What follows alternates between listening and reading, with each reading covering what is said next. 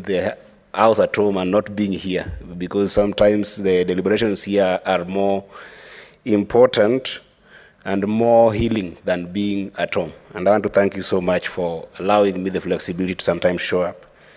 Mr. Speaker, I think that this is a pertinent issue. And I think that from the minority side, it's very hard sometimes for me to chime in because as you're aware, the minority side is still in court on this particular issue of cabinet secretaries appearing before the House.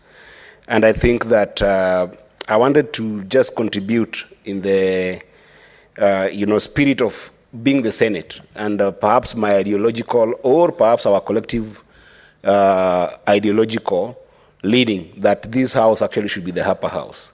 And in some areas, we can be able to deliberate and have a conversation whether we can, rethink some of the decisions that you have made, Mr. Speaker, because this is one of the instances that perhaps the minority side had predicted, and perhaps we might even have worse instances where cabinet secretaries might want to disparage the standing orders of this House for the same purpose that perhaps constitutionally they are not obligated to obey the standing orders of this House.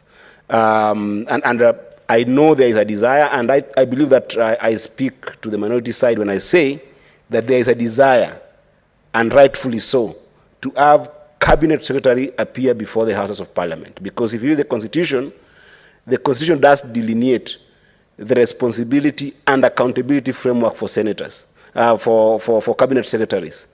But that delineation is limited to the extent that they have to appear in committees. So this is a challenge that as a country we are dealing with, but I wanted to encourage the Senate to have a higher conversation of how do we make this accountability framework even stronger.